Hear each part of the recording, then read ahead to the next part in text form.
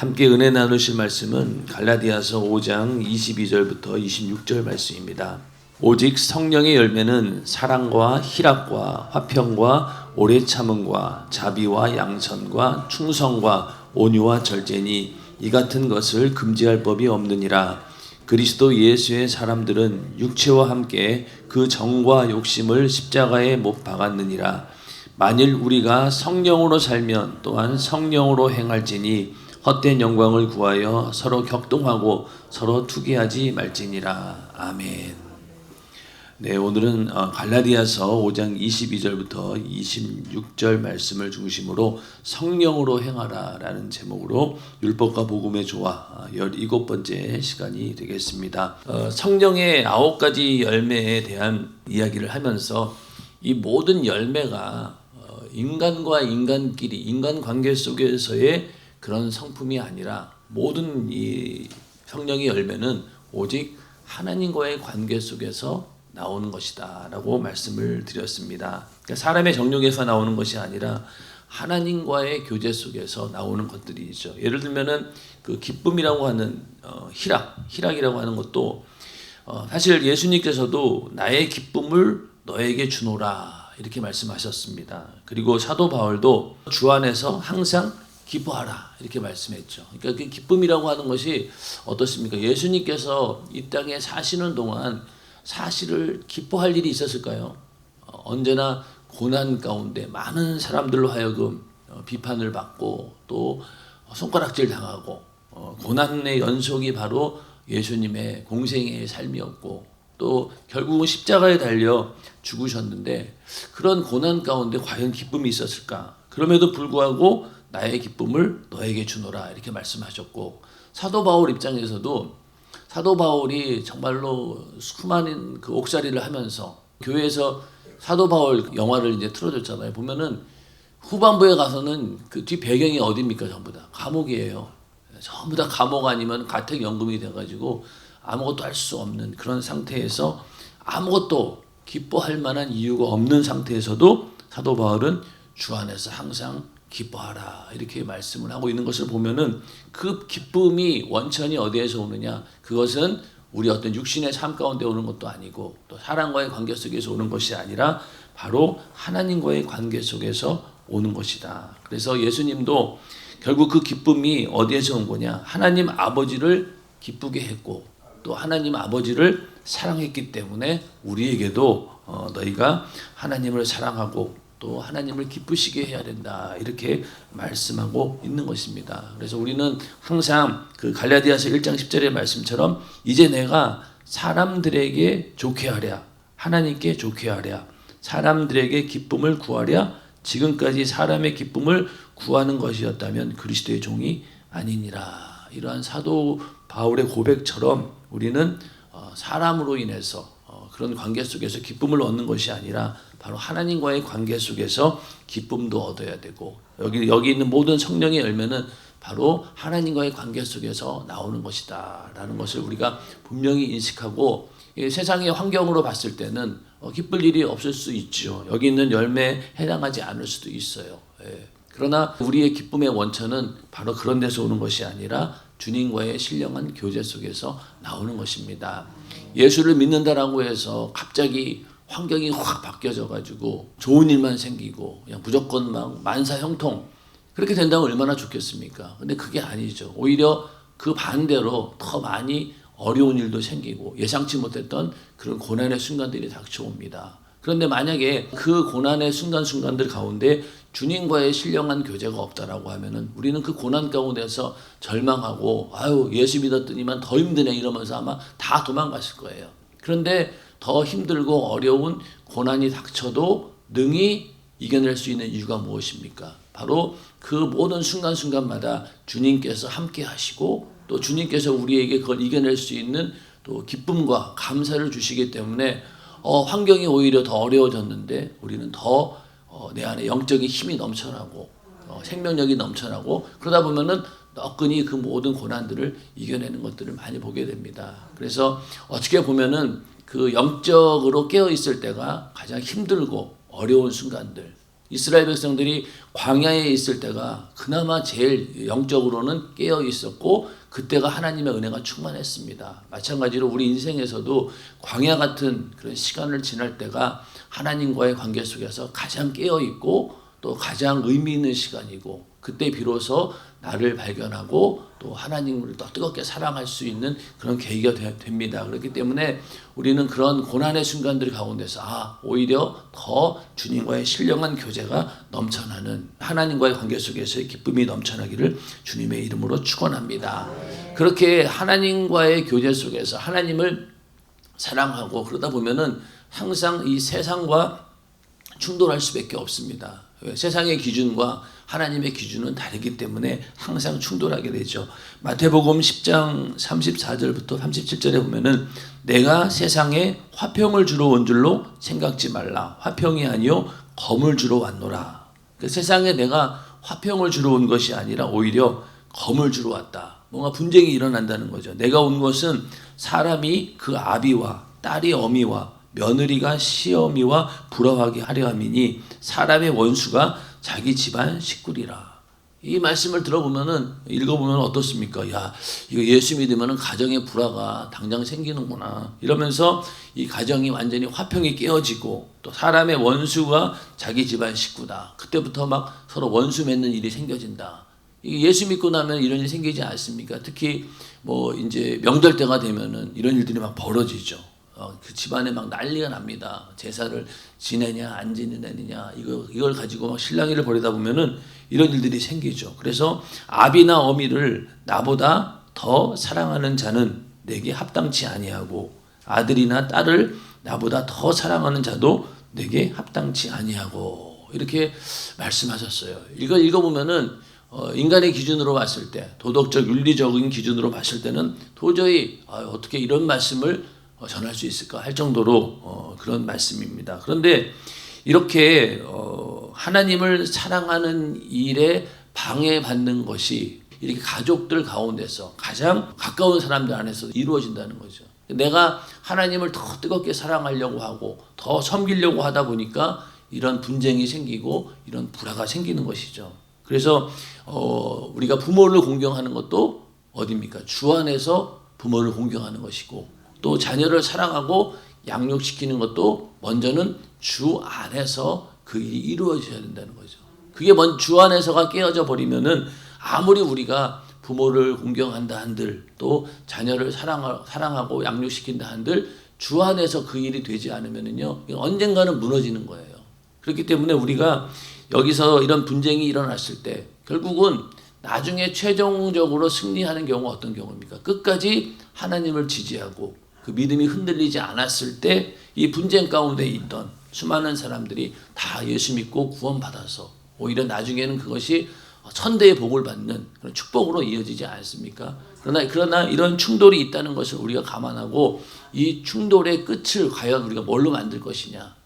하나님의 축복으로 우리가 역전을 시킬 것이냐? 아니면 그냥 거기에서 주저앉아서 가족들로부터 다 그냥 뭐 따돌림 당하고 그냥 방관할 것이냐? 우리는 그게 아니라 끝까지 포기하지 않고 그들이 다 예수 믿고 돌아오기를 간절히 기도할 때 그들도 예수 믿게 되어서 그 집안에 우상 숭배의 저주가 사라지고 오히려 하나님을 섬기는 그런 복을 받는 믿음의 가정으로 회복되어 오는 일들을 우리는 많이 보았습니다. 그래서 이러한 하나님께서 당장은 이렇게 화평이 깨어지고 불화가 생기고 이런 일들이 있다 할지라도 반드시 하나님께서 그 가정이 다시 회복되어지는 역사가 있게 하신다. 우리는 그런 믿음을 가지고 이러한 충돌이 있을 때 우리는 담대하게 믿음으로 이겨내야 됩니다.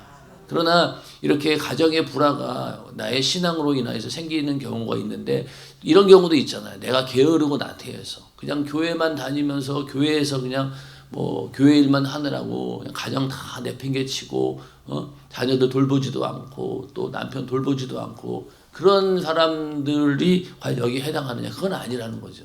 그러니까 우리 예수 믿는 사람들은 남들보다 훨씬 더 바쁘게 살지 않고는 신앙생활 할 수가 없는 거예요.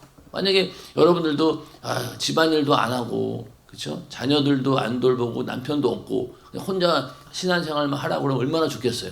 근데 우리에게는 그렇지 않잖아요. 우리는 내가 또 함께 해야 될 식구들도 있고 하다 보니 특히 여자들은 더 그렇죠. 예. 그럼에도 불구하고 시간을 쪼개고 어떻게든 알뜰하게 사용해서 우리가 신앙생활을 하는 겁니다. 그랬을 때 그럼에도 불구하고 만약에 이러한 핍박이 오고 불화가 생긴다라고 하면 우리는 믿음으로 이겨내야 된다는 겁니다. 그래서 또 예수님께서는 너희가 나를 사랑하면 너희를 미워할 것이다. 또 너희를 미워하거든 너희보다 먼저 나를 미워했기 때문이다. 그리고 더 나아가서는 나보다 먼저 하나님 아버지를 미워하기 때문에 세상이 너희를 미워한다. 이렇게 말씀을 하고 있습니다. 그래서 우리가 주님을 사랑하게 되면은 이런 일을 늘 당한다는 것이죠. 그래서 항상 인간과의 관계는 깨어질지라 할지라도 우리는 하나님과의 관계는 온전해야 됩니다.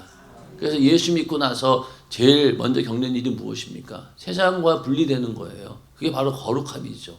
그런데 세상과 분리될 때 안타까운 부분도 많아요. 그렇게 친하게 지내던 친구들이 다 외면합니다. 예, 그렇죠. 나도 모르게 그 모든 관계가 끊어지게 되고 또 세상에서 누리던 그래도 즐기던 좋아했던 것들이 다 끊어지게 되고 먼저는 내가 자의로 내가 그것을 끊게 되지만은 나중에 돌이켜 보면은 주변에 이제 예전에 내가 가졌던 인간관계들이 다 끊어져 있음을 우리는 알 수 있어요.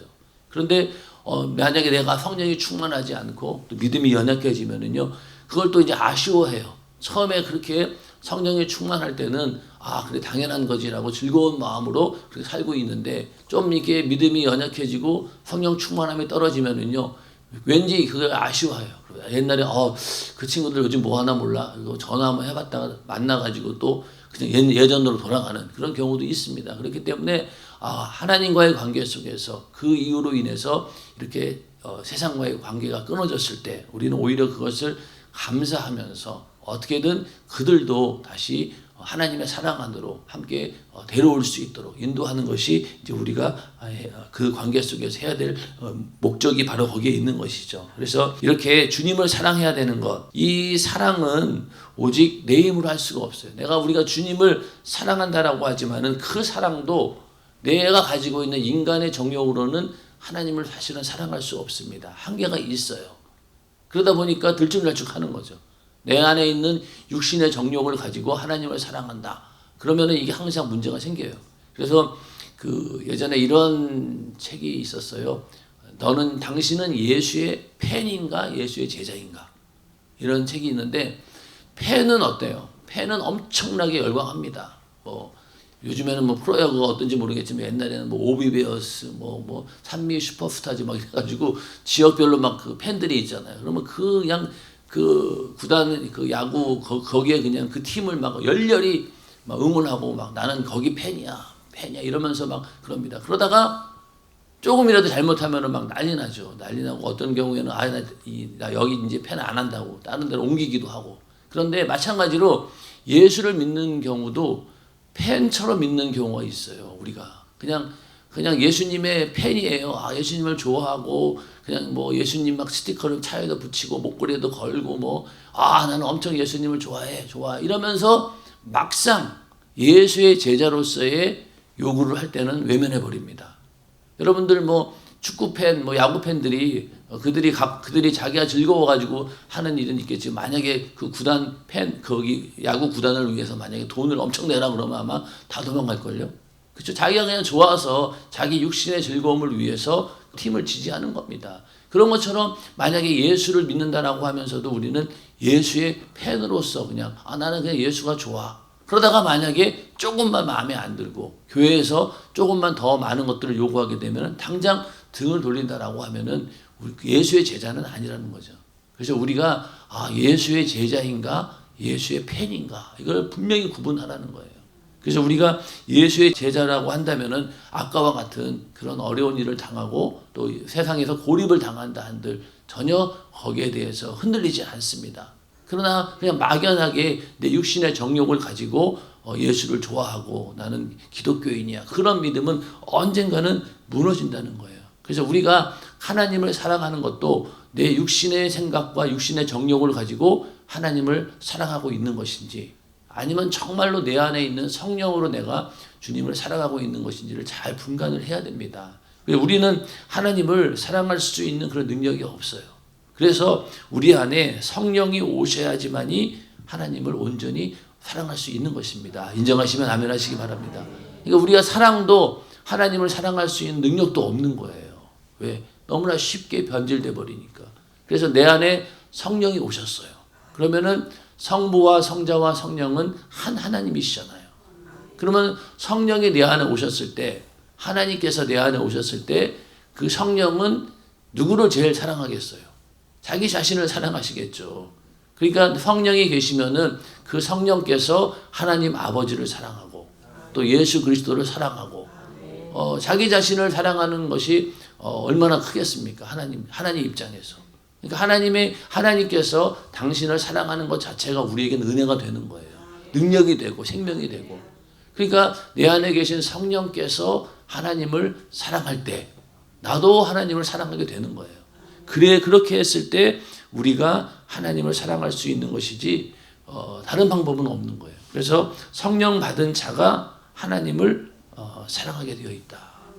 그리고 우리가 성령의 충만함을 계속 유지하는 이유도 바로 그 사랑이 끊어지지 않고 계속해서 이어질 수 있도록 유지하기 위해서 우리가 계속 기도하면서 성령 충만함을 우리가 끝까지 구하는 것입니다. 그래서 그렇게 해야지 내가 하나님을 사랑할 수 있다. 이렇게 성경은 말씀하고 있고 오늘 5장 25절에 우리가 성령으로 살면 또한 성령으로 행할지니 이렇게 말씀하고 있는데 성령으로 행한다라는 말은요. 하나님의 능력으로 행동한다라는 말입니다. 그러니까 우리가 성령으로 행한다라고 하는 것은 하나님께서 우리에게 능력을 주신다는 얘기인데 다른 능력이 아닙니다. 병을 고치고 귀신을 쫓아내는 그런 능력도 능력이죠. 그러나 가장 큰 능력은 뭐냐면은 내 안에 있는 육체의 소욕을 성령의 소욕으로 억압해가지고 그 안에서 육체의 소욕이 꽃을 피고 열매를 맺지 못하도록 완전히 싹을 잘라버리는 것.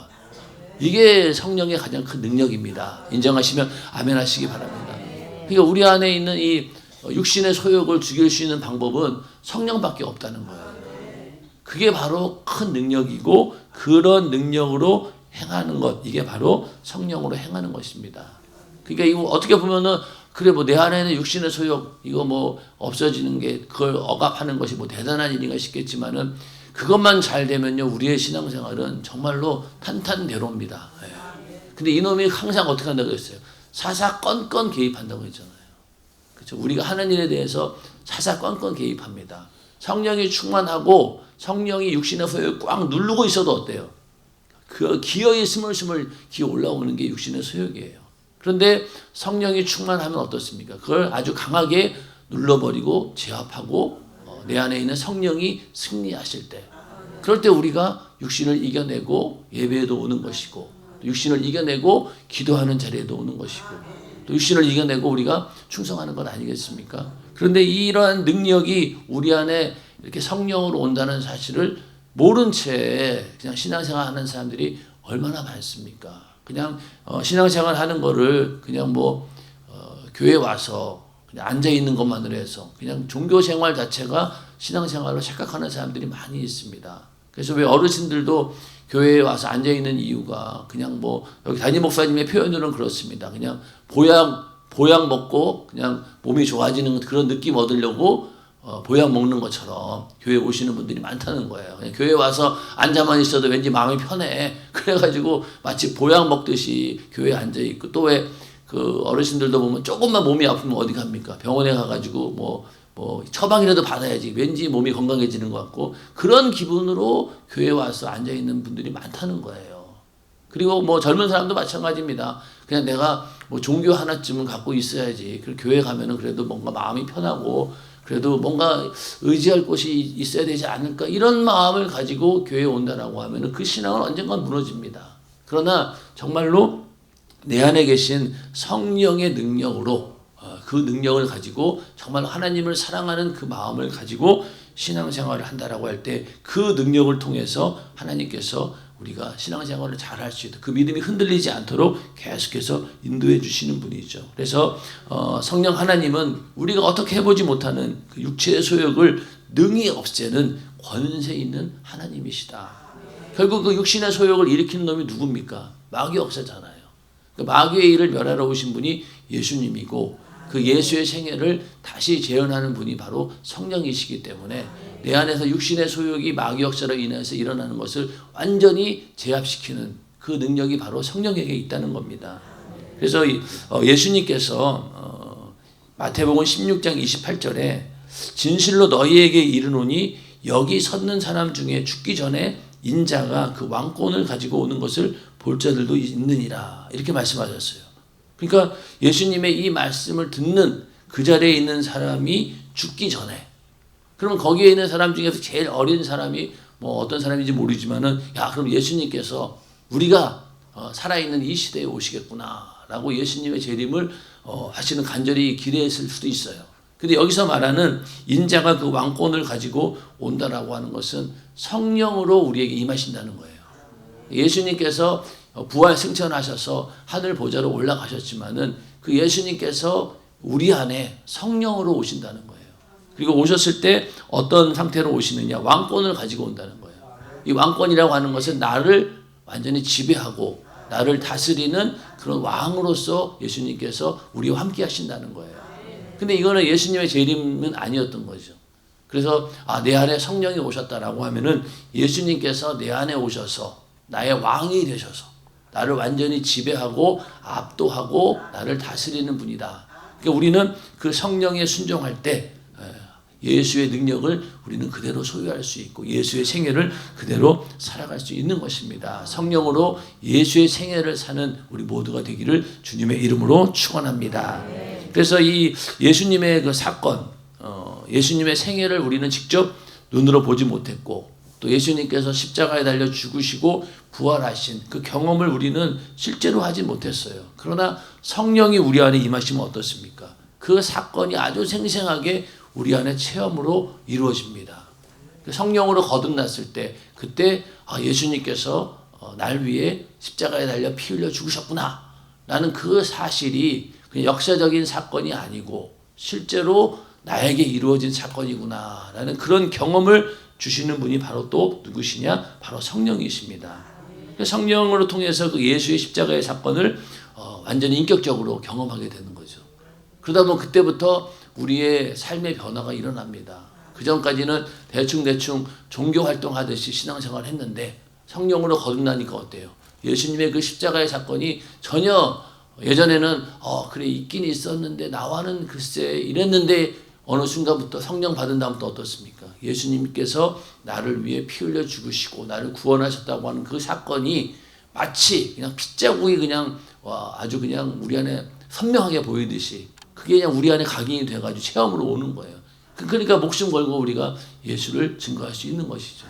그런 체험을 주시는 분이 바로 성령님이십니다. 그래서 이러한 일을 성령께서는 끝까지 세상 끝까지 그 일을 하시는 거예요. 예수님 오시는 그 순간까지 그 일을 계속 하셔서 예수를 믿게 만들고 그들의 심령 가운데 예수 그리스도의 십자가의 이 피해 사건을 완전히 경험케 하셔서 다 예수의 제자로 만들고 또 예수의 증인으로 만드는 일, 그게 바로 성령께서 하시는 일입니다.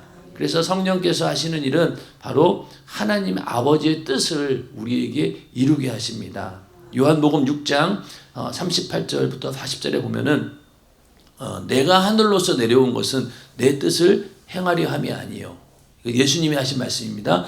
나를 보내신 이의 뜻을 행하려 함이니라. 나를 보내신 이의 뜻은 내게 주신 자 중에 내가 하나도 잃어버리지 아니하고 마지막 날에 다시 살리는 이것이니라. 그러니까 하나님 아버지의 뜻은 내게 주신 자 중에 예수 믿는 자들 중에서 하나도 잃어버리지 않고 마지막 날에 다시 살리는 거다. 끝까지 그 믿음을 지켜서 주님 오시는 그날 첫째 부활에 참여하든 아니면은 나중에 부활에 참여하든 이 일을 위해서 오신 것이고 내 아버지의 뜻은 아들을 보고 믿는 자마다 영생을 얻는 이것이니 마지막 날에 내가 이를 다시 살리리라 하시니라. 그러니까 예수 믿는 자가 아무도 멸망하지 않고 영생하기 위한 이것이 바로 하나님의 뜻이라는 거예요.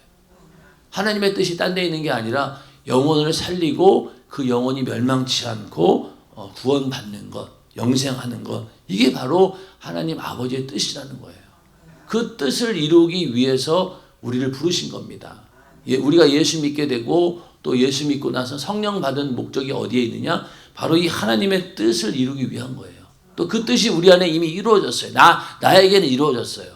인정하십니까? 내 안에 하나님의 뜻이 이루어졌어요. 아버지의 그 사랑의 계획이 하나님의 아들로 이루어졌고 그 아들이 이루어진 그 십자가의 사건이 내 안에 경험되는 순간 어떻습니까? 내 안에 그 일이 이루어진 거잖아요. 그러니까 이제부터는 하나님의 그 뜻이 내 안에 이루어졌으니 이제는 어떻게 해야 됩니까?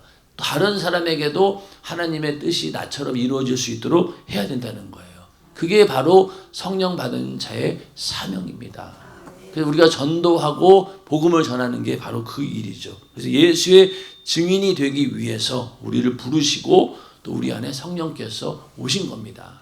성령을 보내신 목적이 단순히 그냥 네가 이제 믿음이 신앙생활 한 10년 했으니까 이쯤 되면 성령 받아야지 이게 아닙니다. 이거는 성령을 받는 목적은 예수의 증인이 되기 위한 목적이에요. 하나님의 뜻을 이루기 위한 겁니다. 그 일을 위해서 성령을 보내주셨고 그러다 보니 성령께서 우리를 진리 가운데로 인도하시게 되고 또 성령이 오셔서 모든 것을 가르치고 생각나게 하신다. 예수의 생애를 그대로 우리 안에 재현시켜서 그 예수를 그대로 다른 사람에게 또 보여주는 겁니다. 그럼 그 사람들도 그 복음을 듣고 나서 예수 믿고 또 성령으로 충만해져서 또 다른 사람에게 그 예수의 생애를 전하고 또 재현시키게 만드는 것. 이게 바로 하나님께서 하시는 일들이죠. 그 일들을 하기 위해서 우리 안에 성령을 보내주신 것입니다. 그래서 성령이 없이는 신앙생활 자체가 불가능해요. 이 성령 충만함이 바로 우리 믿음의 절정입니다. 이것이 우리의 믿음의 목적이 되어야 된다는 거예요. 그래서 우리가 전도해서 한 영혼을 구원했다라고 하면은 그들이 예수 믿고 성령 충만함을 받아서 그 성령 충만함의 능력을 가지고 신앙생활을 할 수 있도록 인도하는 것. 이게 바로 우리의 전도고 또 우리의 영혼 관리가 되어야 된다라는 거죠. 성령 받으면은 일단은 하나님께서 일하십니다. 근데 그 전까지는 어떻게 해야 돼요? 우리가 많은 수고를 해야 돼요. 인간적인 방법도 동원해야 되고 하지만은 성령 받는 순간부터는 어떻습니까? 그때는 하나님께서 책임지시고 그 일을 하신다는 겁니다. 그런 사람들이 모여들면 어떻게 되겠어요? 교회는 부흥되는 것이죠. 우리도 그런 생각을 하고 그런 믿음을 가지고 전도를 해야 되는 겁니다. 그래서 우리가 이 율법과 복음에 대해서 이 조화를 알게 된다라고 하는 것은요. 그만큼 예수가 필요한 자다라고 하는 사실을 매일매일 우리가 인식하게 되는 거예요. 예수가 필요한 사람 생각해 보세요. 만약에 주일날 2부 예배만 드리고 가는 사람들은 어떻습니까? 삶 가운데서 일주일 중에 한 2시간? 그것만 예수가 필요한 거예요. 나머지는 필요가 없다는 거예요. 그러나 예수가 절대적으로 필요한 사람은 어떻습니까? 365일 하나님께 예배드리고 싶고 기도하고 싶고 그만큼 절실하게 예수가 필요하겠죠. 그러나 예수가 필요 없어요. 왜? 먹고 사는데 지장 없고 그렇잖아요. 사는데 전혀 불편함 없고 그러니까 주일날 달랑 오전 예배 딱 한 번 드리고 나머지는 세상 사람처럼 똑같이 지내지 않습니까? 그러면 그 얘기는 뭐냐면은 그만큼 예수가 필요 없다는 거예요. 근데 우리의 영혼은 그렇지 않잖아요. 예수가 절실히 필요합니다. 또 세상 사람들도 저렇게 무관심하고 불신자들이 있지만은 그들도 예수가 필요한 자들이에요. 왜냐하면은 이미 예수님께서 그 사람을 위해서 십자가에 달려 피 흘려 죽으시고 죄를 사해 주시고 이미 구원해 놓으셨어요. 북한에 있는 김정은이라 할지라도 그렇죠? 옆에 정말로 나를 속삭이는 그런 사람이라 할지라도 이미 예수님께서는 그 영혼을 위해서 핏값을 지불하고 구원해 주신 거예요. 그러면 그 영혼에게 우리가 알려질 이야기는 뭡니까? 이제 예수 믿고 여러분 신앙생활 열심히 하다 보면은요 구원 받아요. 이게 아니죠. 당신은 이미 구원 받았어. 그 소식을 몰랐지. 내가 전해줄게. 그러면 그 사람이 그 얘기를 듣고 정말 그래요? 내가 이미 죄상을 받았습니까? 그런 기쁨 가운데서 예수를 믿게 되는 겁니다. 그러니까 우리는 당신이 예수 믿으면은요 교회 와가지고 신앙생활 하다 보면은요 하나님의 은혜 가운데 구원 받습니다. 이건 아닌 거죠. 이미 구원 받았어요. 모든 사람들이 그 소식을 우리는 전해줄 뿐입니다. 그럼 그걸 듣고 그 사람이 받아들이면 되는 거예요. 근데 만약에 안 받아들였다. 그러면 어떻게 되겠어요? 지옥 가서는 할 말이 없어요. 왜? 이미 구원해 놓은 걸 믿기만 하면 된다라고 했는데 왜 안 믿었느냐 이거죠. 그러니까 우리의 전도도 그 사람들 보고 교회에 와서 신앙생활 하면은 좋은 일도 있을 겁니다. 교회 오면은 좋은 얘기 듣지 않습니까? 이건 아니에요. 당신은 이미 구원 받았어요. 그 얘기를 강력하게 전해줄 때 그 영혼이 그냥 벌떡벌떡 깨어나겠죠. 야, 이걸 내가 들으려고 지금까지 기다렸다. 그러다 보면 그 사람이 예수 믿게 된 다음부터 이미 나를 구원하셨구나. 그런 은혜 안에 들어올 수 있다는 겁니다. 그래서 우리는 이렇게 예수가 필요한 사람이고 내가 먼저 예수가 필요한 사람이고 주변에 있는 수많은 사람도 예수를 절실히 필요로 하는 자들입니다. 다만 겉으로 표현하지 못하고 악한 마귀 역사가 그 소리를 듣지 못하도록 계속해서 귀를 막고 있는 것이지 그들의 영혼은 간절히 원한다는 거예요. 그래서 우리가 율법과 복음의 조화를 하나님 말씀으로 은혜를 나누면서 나는 절실히 예수가 필요한 자구나 라고 발견되어지는 시간이 되고 또 매일매일 삶 가운데 절실하게 예수의 그 필요를 느끼는 그런 사람들이 다 되기를 주님의 이름으로 축원합니다.